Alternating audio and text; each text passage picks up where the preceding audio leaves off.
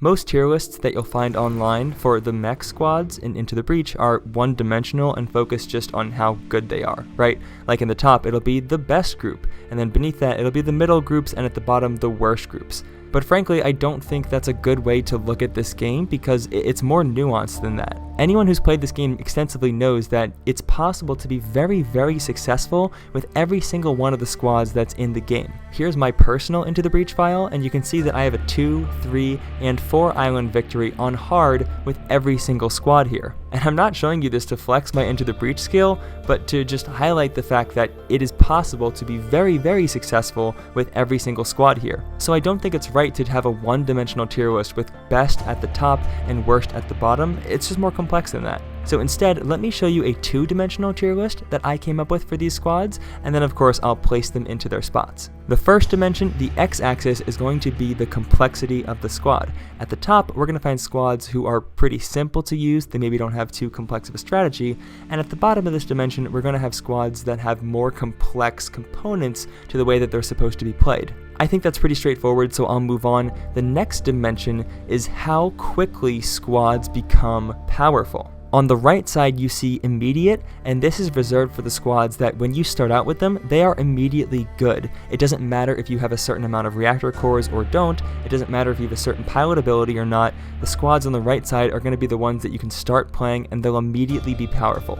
On the opposite end of that dimension, we have squads that you need to put investment into, and these are the squads that can still be really powerful but require either a specific pilot or 1 or 2 or 3 or more reactor cores to really kind of get going. So with that said, let's start with the very first squad that the game gives you, the Riftwalkers. This squad is given to you in the very beginning for a reason. This is a squad that is very simple to use and also immediately powerful. There are really no complex tricks with how to use this squad, what you see is what you get, and this squad is still really potent whether you have a really good pilot or even just 3 AIs piloting them.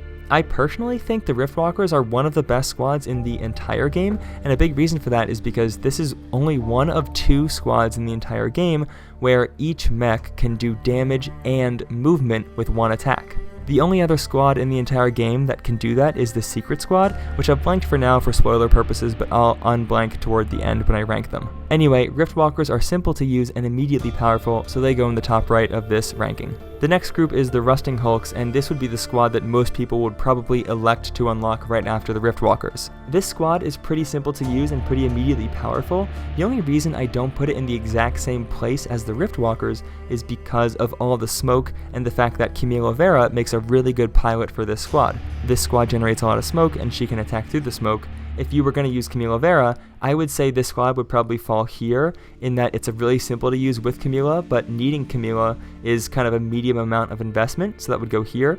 If you play without Camila, the squad is immediately good, but it might be a little more complex without her because you have to navigate all of the smoke that's going to eventually crop up on the battlefield. So the average of these 2 positions is kind of the middle right here, which is why I placed it about here. Alright, so the next squad we're looking at is the Zenith Guard, and I actually think they're very, very similar to the Rusting Hulks in that they can range from simple but investment to immediately good but more complex, depending on whether or not you include Abe Isamu, the pilot, in their squad. The Brute Mech in the middle of the Zenith Guard does 2 damage with every attack and 1 self-damage. And so if you had Abe Isamu, who has that armor defense of 1, then every time the middle one attacks, it just does 2 damage and takes no self-damage, which is really great. If you were to start with Abe, I would say this is a pretty simple squad, but you would need the investment of having started with Abe, and if you weren't going to start with Abe as your pilot, then it would be a squad that's immediately good, but it'd be a bit more complex strategy because you'd have to either figure out turns to heal the middle mech without attacking, or you'd have to be able to shield him once every turn with the Science Mech, which is possible but still a little cumbersome. So I would say the average of those 2 positions, very similar to the Rusting Hulks, is about there. Still a good squad overall, but definitely influenced by the pilot that you choose to start, whether it's Abe or not Abe.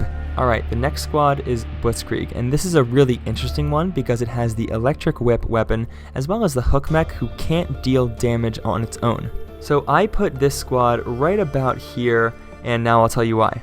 I think the fact that this is a more complex group to utilize shouldn't come as too big a surprise. I literally just mentioned how one of the mechs can't even attack, and then the Lightning Mech does require a lot of specific unit placement and forethought to be able to use effectively. Because while the lightning mech is good, you do need one reactor core for the building chain, and that's pretty important in the strategy for this squad. And it's really rare that you'll go the entire islands without replacing the hook mech's material, so you're going to need some investment there in terms of putting in another weapon or maybe getting a pilot who has an ability that can deal damage or push other units. So of the first 4 squads, Blitzkrieg is definitely the most complex and also requires the most investment to be successful. The next one we're looking at is Steel Judoka, and they actually follow a really similar pattern. I would put them about here in the overall tier list. I think a lot of people, especially on the Into the Breach subreddit, consider the Steel Judoka to be one of the most complicated or at least cumbersome squads to play with, and I think a big part of the reason is just because of how much investment it requires to be good. Whenever I play this squad, the first thing I'll consider upgrading is usually the ranged mech, because if you give 2 reactor cores, you can increase the damage, or 2 reactor cores can make buildings immune to its missiles. And honestly, if you're going for a 3 or 4 island victory, you want to get both of those upgraded. So actually, I would honestly even move this kind of farther to the left.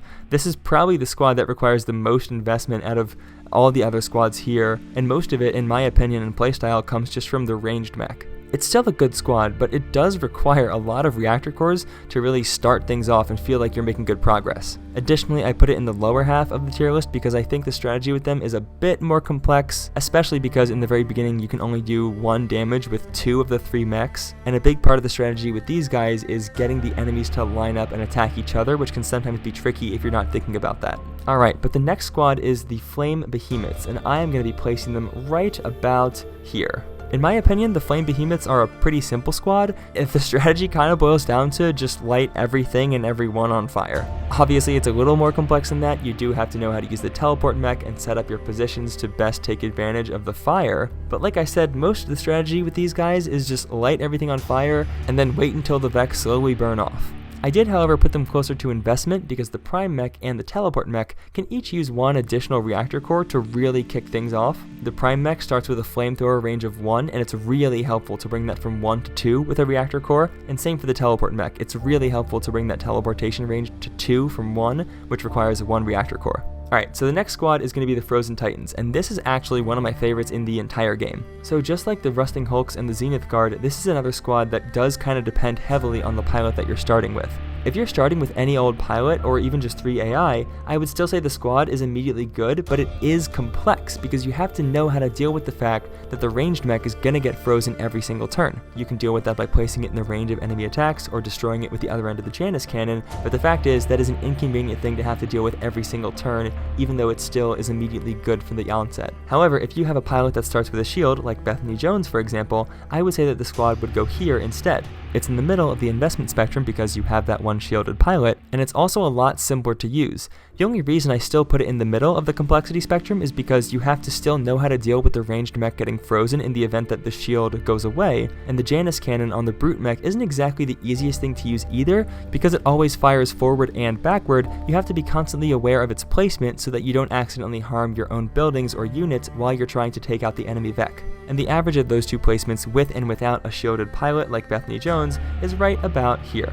Last of all the non-spoiler squads is the Hazardous Mechs, and I would place them right about here. This is a squad that's immediately good, but honestly, I think this is one of the most complex squads in the entire game.